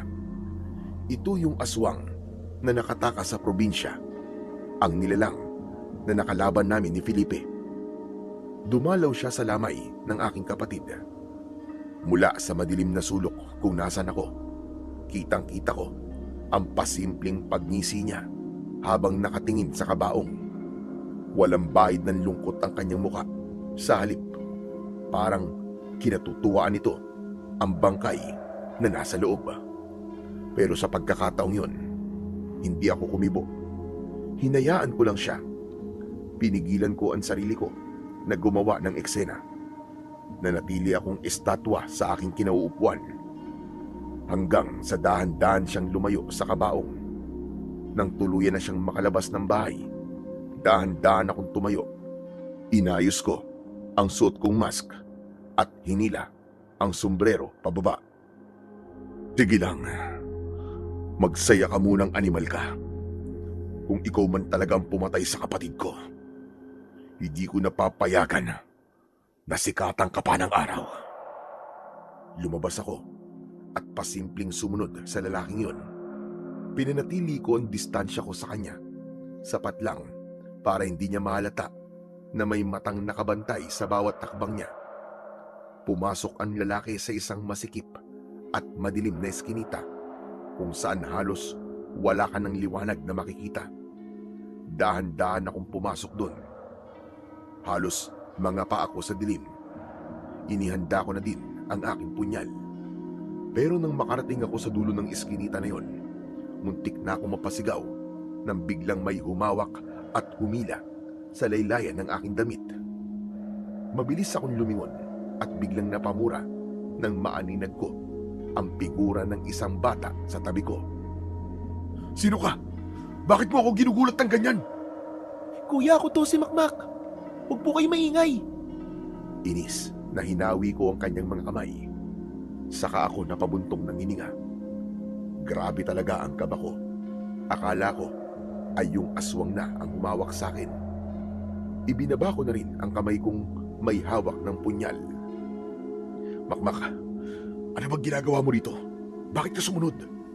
Muntik na kitang masaktan. Sorry po, kuya. Gusto ko lang naman pong tumulong. Nakita ko po kasi kayong sumusunod sa lalaking yun eh. Doon ko lang naalala ang lalaking sinusundan ko. Lumingon ako sa paligid, pero wala na ang lalaki. Wala na rin akong marinig na mga yabag niya. Anak ng putya naman, oo. Nawala siya ng dahil sa'yo eh. Saan kaya nagsuot yun? Saan lumiko yun? Sa inis ay hinarap ko yung bata. Nakaramdam ako ng galit dahil pakiramdam ko ay nawalan na ako ng pagkakataon na magkaroon ng kasagutan ang lahat ng katanungan ko. At nawala din yung pagkakataon na may paghihiganti ko ang kapatid ko kung sakali mang ang lalaking yon ang siyang pumatay kay Rico. Ikaw, hindi ko kailangan ng tulong mo. Sana di ka na lang nakialam. Sana di mo na lang ako sinundan. Tignan mo ang nangyari. Nakatakas yung hayop na yun. Ayos lang po yun. Anong ayos? Pinipikon mo ba ako? Hindi po. Pero kasi, okay lang naman po na hindi niyo po siya masundan eh. Kasi, alam ko po kung saan nakatira yung lalaki na yun. Ano? Alam mo kung saan siya nakatira? Opo, tara po. Ituturo ko po sa inyo. Nagpatiuna na maglakad ang bata. Tahimik ko naman siyang sinundan. Nakailang likudin kami sa mga pasikot-sikot na eskinita bago kami tuluyang huminto sa tapat ng isang lumang gusali na halos gumuho na ang bubong. Diyan nakatira yung lalaking yun, Kuya Kevin. Yung gusali na yan, dating patahian yan. Diyan ko siya madalas na nakikitang naglalabas-masok tuwing gabi. Paano ka naman nakakasiguro? Bakit barangay tanod ka ba dito at kilalang kilala mo ang lahat ng mga tao sa lugar na to? O baka naman niloloko mo lang ako? Hindi po ako tanod. Pero kasi, dito po ako natutulog sa mga kariton dyan oh. Kaya alam ko po na dyan siya nakatira. Anong sabi mo? Diyan ka natutulog? Bakit wala ka bang magulang? Mamaya na po tayo magkwentuhan tungkol dyan, kuya. Baka nandyan lang po yung lalaki sa loob at marinig pa tayo. Mabuti pa, doon po tayo magtago sa gilid ng mga sako na yun para makita nyo na maigi. Kayo na po ang humusga kung dyan ba talaga siya pumasok o hindi. Tahimik kaming naglakad patungo sa isang madilim na sulok na natatabunan ng mga lumang sako at sirang gamit. Mula sa pwesto namin, kitang-kita ang kabuuan ng abandonadong patahian. Nanatili kami doon hanggang sa mamintig na ang aking paa sa paraan ng aking pagkakaupo. Pero hindi ako gumagalaw. Nanatili lang ako sa ganung pwesto, lalo na at nararamdaman kong tila nagbabago ang amoy ng hangin. Ayan na po, lalabas na po siya, Kuya Kevin. Naamoy niyo po ba? Huwag ka mabibigla sa makikita mo ah. Hindi pa ako nakakasagot ay may narinig kaming kaluskos mula sa itaas ng gusali. Pagtingin namin doon, nakita naming dalawa, ang isang nilalang na dahan-dahang gumagapang palabas ng bintana. Isang nilalang ito na parabang gagamba na nakadikit ang mga kamay at paa sa dingding. Kilala ko ang nilalang na yon. Doon ko napatunayan na siya nga yung aswang na nakalaban namin sa probinsya. Huminga ako ng malalim at dahan-dahang inihanda ang aking punyal. Naramdaman ko ring uminit ang suot kong agimat. Makmak, umalis ka na muna. Bumalik ka na lang dun sa may lamay kung saan maraming tao. Mas ligtas ka dun, sige na. Bakit kuya? Anong pinaplano mong gawin? May ikipaglaban ka ba sa aswang na yan? Huwag kuya, nakakatakot yan. Yan ang pumatay kay Kuya Rico. Makinig ka, Makmak. Hindi ako pwedeng tumalikod ngayon. Kung hahayaan ko ang hayop na yan na mabuhay, hindi lang si Rico ang huling magiging biktima niyan dito. Baka bukas o sa makalawa, ikaw naman o yung ibang tao ang isusunod niyang patayin. Pero kuya, baka mapahamak man kayo. Ni wala nga kayong kasama. Kahit wala akong kasama, Makmak, may dala naman ako. Maliit lang ang punyal na to, pero sapat na ang lakas nito para pumatay ng isang aswang. At pumapatay talaga ako ng aswang, bata. Kaya wala kang dapat na ipag-alala. Pumapatay po talaga kayo ng aswang? Wow! Ang astig naman po nun. Sige na, tumakbo ka na. Huwag kang lilingon. Sabihin mo kay Ate Silin mo na siya na munang bahala sa burol ng kapatid ko. Nang makita ni Makmak na seryoso ko, dahan-dahan siyang tumango. Tumalikod na siya at mabilis na tumakbo palayo. Ako naman ay nasa harap lang ng abandonadong gusali. Nakatago sa likod ng mga nakatambak na gamit. Maigpit kong hinawakan ng punyal ko. Handa na sana akong lumabas at sugurin ang aswang na ito. Pero bigla akong napatigil. May nakita kasi akong dumating.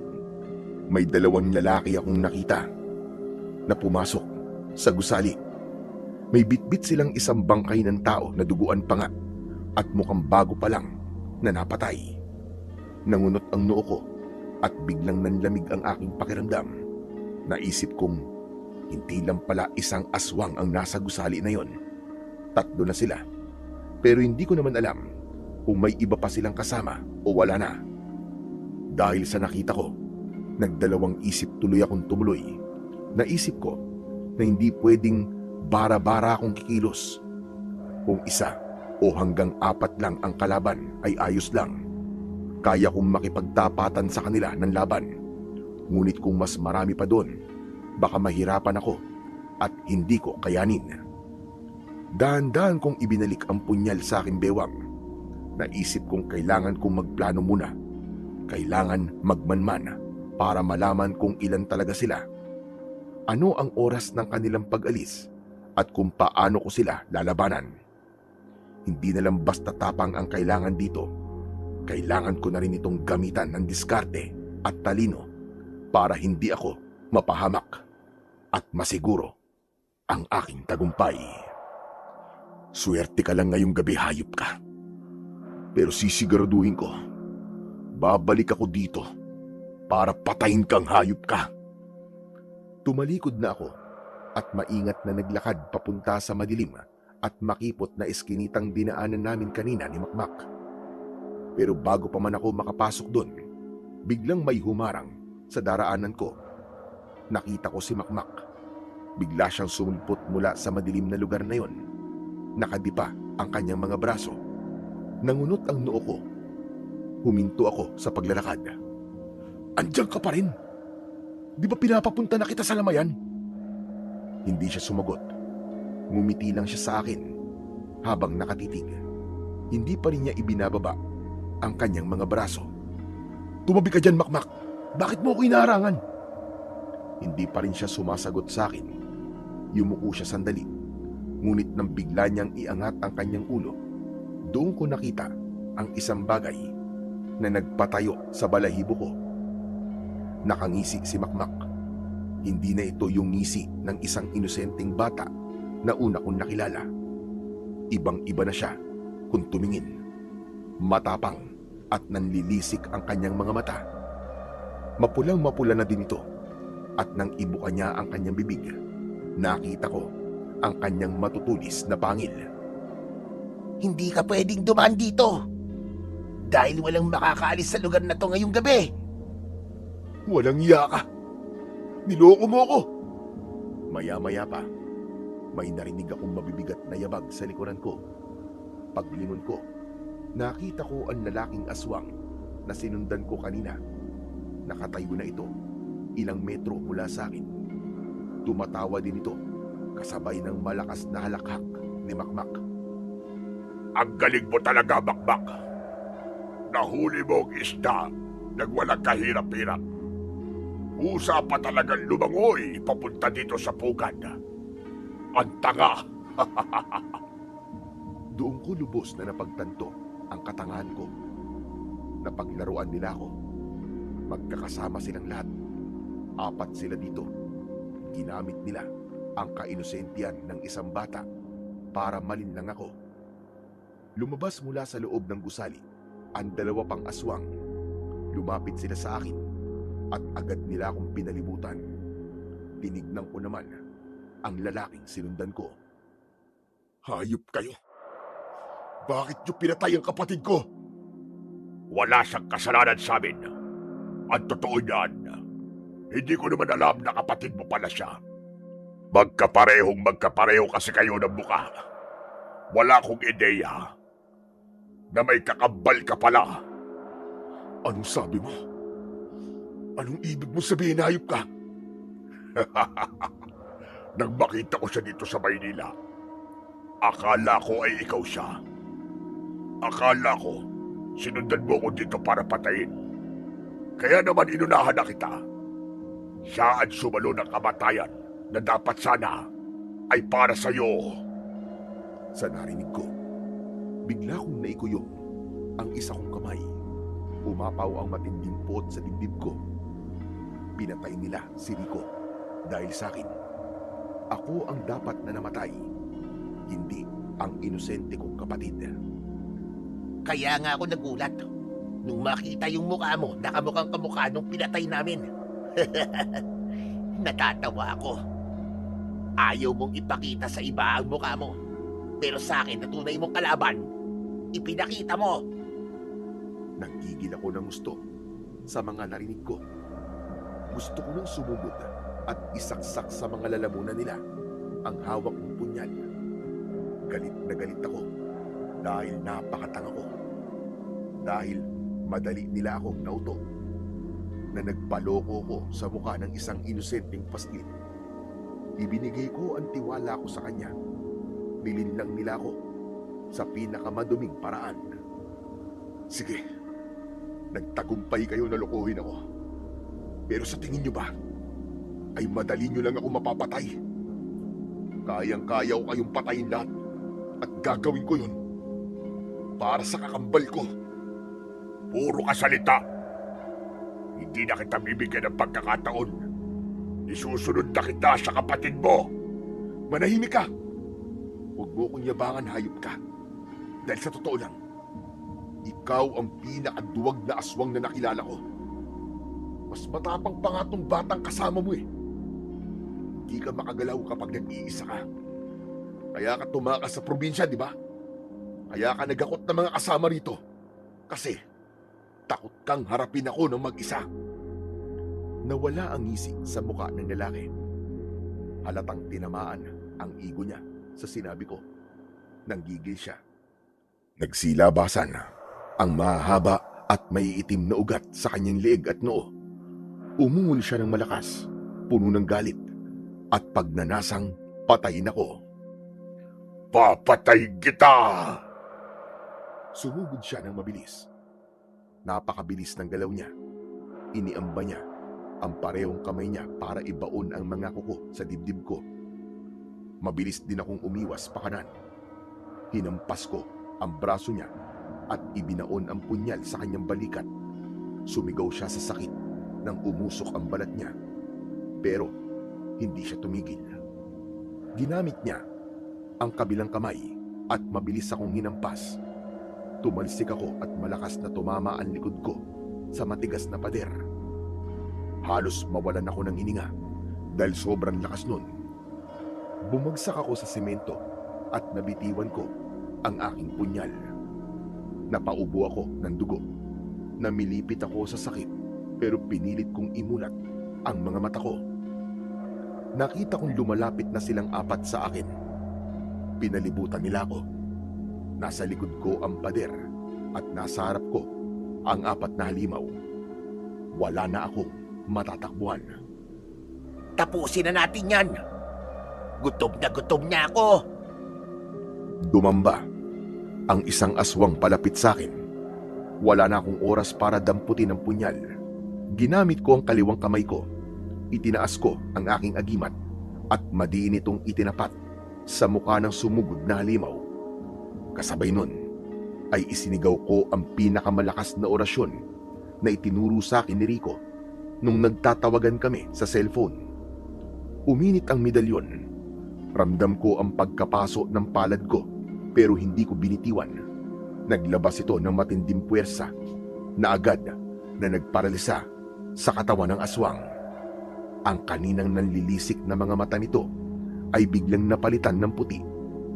Bumagsak ito sa kalsada at biglang nanigas na lang hanggang sa bawian ng buhay. Ano to? Anong ginawa mo? Animal kayo. Pagbabayaran niyo ang ginawa niyo sa kakambal ko. Akala niyo ba kayo lang ang naganda? Pinaghandaan din namin kayo ng kakambal ko. Masama lang at naunahan niyo siya. Hindi siya nakalaban ng patas. Pero ngayong ako ang kalaban niyo, gagawin ko ang lahat ng mga tinuro niya sa akin para ubusin kayo.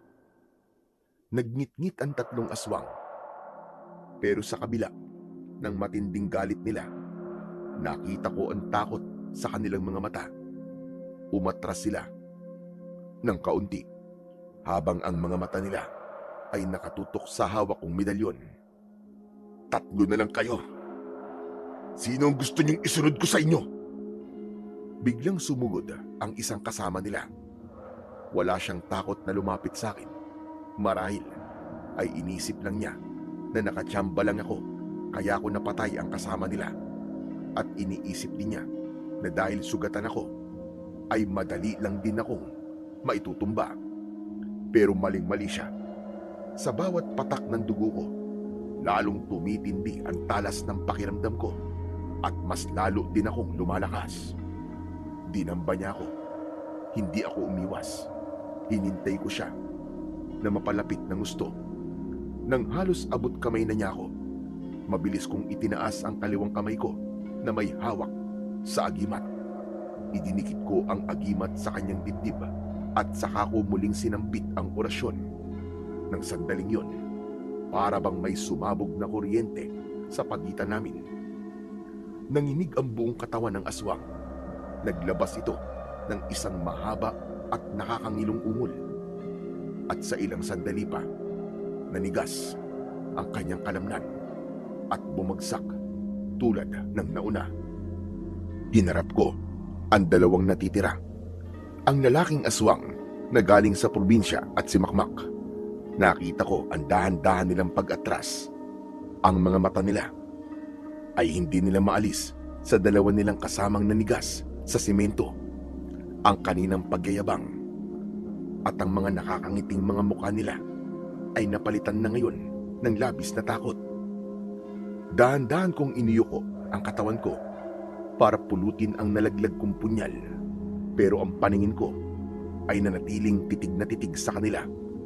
Hindi ko hinayaang kumurap ang mga mata ko kahit saglit. Sino sa inyong dalawa ang gustong maunang sumunod sa impyerno? O baka gusto niyong pagsabayin ko na kayo? Nagkatinginan ang dalawang aswang. Nakita ko ang balisang paggalaw ng mga mata ng lalaking aswang.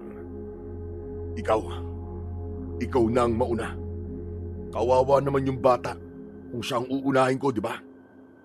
Magpakakuya ka naman sa kanya. Halika na! Lumapit ka na sa akin at maglaban na tayong dalawa. Tumahimik ka! Hindi mo ako makukuha! Hindi! Bakit? Tatakas ka na naman ba? Sinasabi ko na nga ba't napakaduwag mong hayop ka eh. Ganyan ka rin nun nung nasa probinsya tayo, di ba? Nung mag-isa ka na lang, tumakas ka. Iniligtas mo yung sarili. Wala ka pa rin ipinagbago. Isa kang malaking duwag. Hindi mo alam ang sinasabi mo. Hindi ako duwag. Nag-iipon lang ako ng lakas. At anong lakas ang sinasabi mo, Gunggong? Lakas ng iyong mga kasama. Mga kasamang ipinain mo at isinasabak para lang patayin ako. Nakita ko na ang diskarte mo sa probinsya. Duwag ka noon at mas duwag ka ngayon. Isipin mo na gusto mong isipin. Ang mahalaga, napatay ko ang kapatid mo. Naramdaman ko ang muling pag-init ng aking palad. Hindi na ako nakinig sa mga sunod pa niyang pangiinsulto. Inihanda ko na ang aking katawan sa huli naming sagupaan. Pero biglang bumaluktot ang katawan niya. Narinig kong muli ang paglagutok ng mga buto niya at ang biglang pagliit ng kanyang katawan. Sa isang iglap ay tinubuan siya ng balahibo at tuka. Nag-anyong ibo na naman siya tulad ng ginawa niyang pagtakas noon sa probinsya. Bigla siyang lumipad paitaas. Hayop ka! Hindi ka na makakatakas sa pagkakataong to! Huminga ako ng malalim at itinuon ko ang lahat ng puwersa ko sa aking kanang braso. Hawak ang punyal na may basbas ng orasyon. Kinuha ko ang tamang buwelo. Buong lakas kong ibinato ang punyal.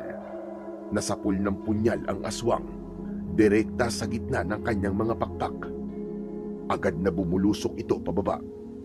Bumagsak sa sementadong kalsada. Bulagta siya at wala ng buhay.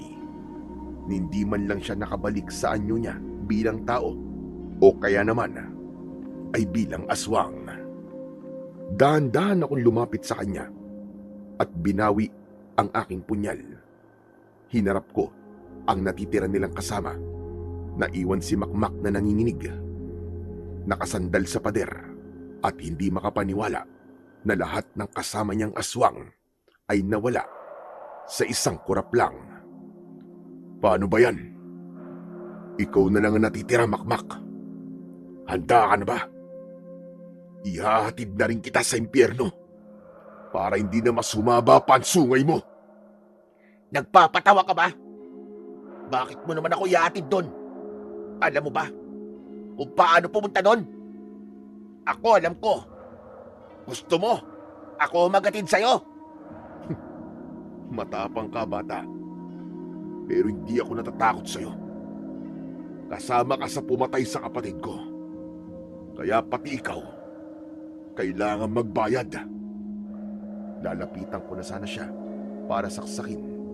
Pero nagbago ang kanyang anyo. Ang kanyang balat ay naging kulay abo at magasbang. Ang kanyang mga mata ay nanlilisik sa galit. Naging malalaki at matutulis ang kanyang mga kuko. Lumaki rin ang kanyang katawan.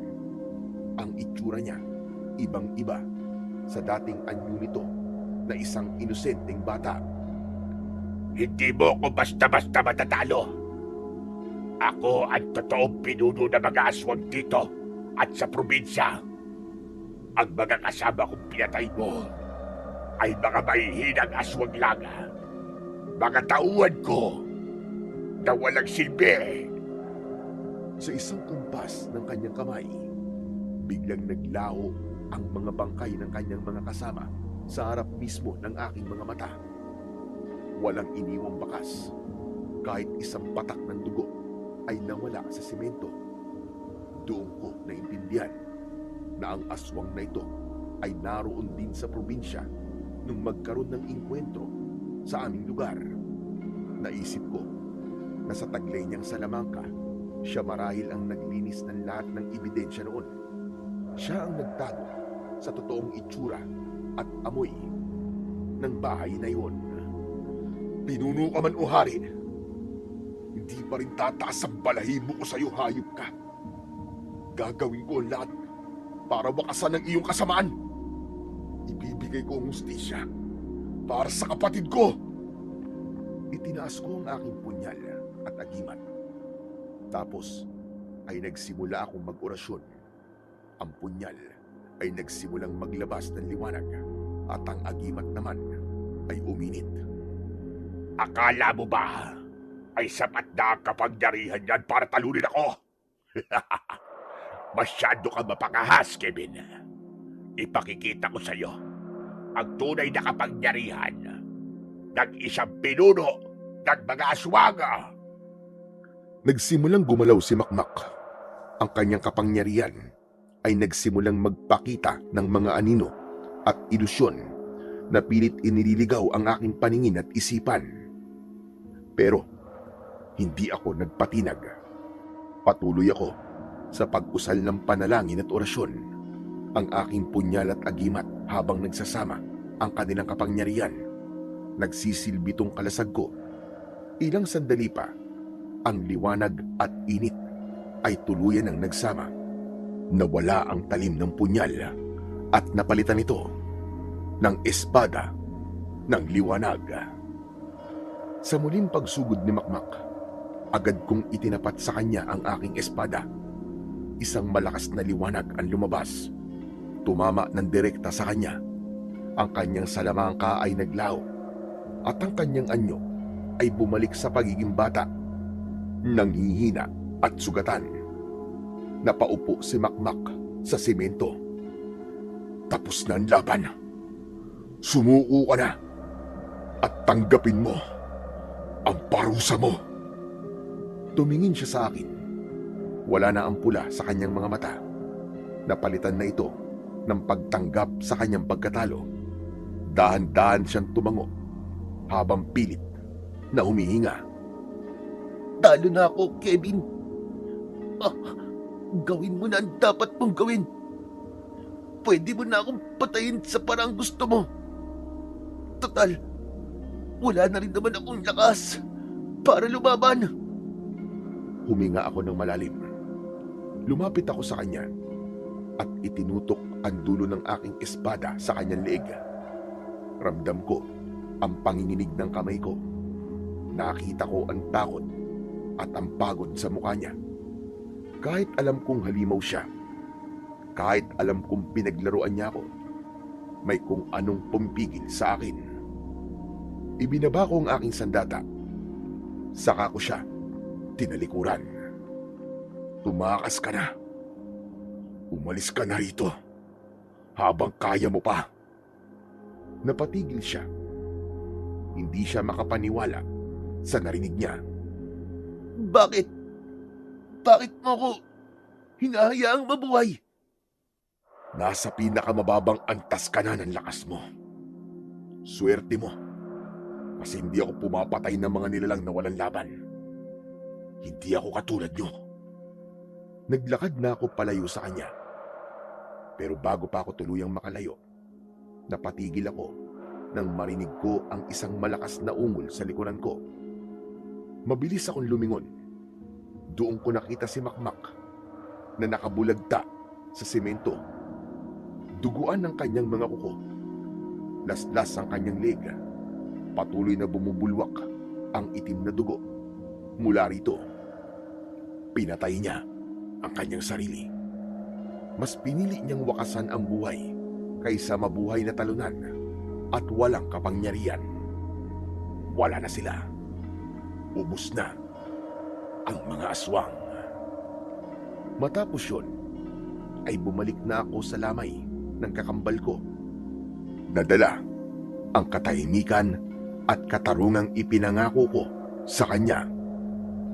Matapos ang madugong gabi, nailibing ng maayos sa sementeryo ang kapatid ko.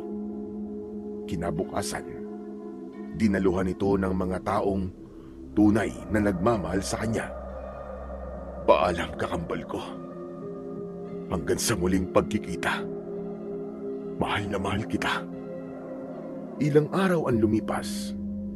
Nagdesisyon akong harapin muli ang buhay. Nag-report ako sa aming chief sa opisina para malaman kung may babalikan pa ba akong trabaho. Kabado ako habang naglalakad sa hallway. Ilang araw din akong lumiban sa duty matapos ang leave ko dahil sa mga nangyari. Akala ko talaga nung mga panahong yon ay matatanggal na ako o kaya ay tuluyan ng masususpinde dahil sa aking pag-aahol o pag-absent nang walang paalam. Nang nasa opisina na ako, tumingin sa akin si Chief. Inaasahan ko talaga na pagagalitan niya ako, pero laking gulat ko nang tumayo siya at tinapik ako sa balikat. Nakiramay siya sa akin at sinabi niyang naiintindihan niya ang aking pinagdadaanan. Tinanggap niya akong muli sa trabaho at binigyan ng isa pang pagkakataon. Nagpasalamat ako ng tapat sa kanya. Ang moral support na binigay ni Chief ay sapat na para gumaan ang pakiramdam ko.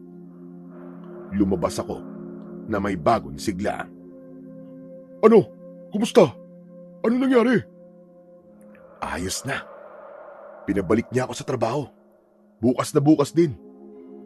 Ayos! Masayang masaya ako ng araw na yon. At ganun din ang kaibigan kong si Felipe. Samantala, hindi ko na pinaalam sa kanya ang totoong nangyari sa akin sa Maynila at kung ano ang tunay na kinamatay ng kapatid kong si Rico.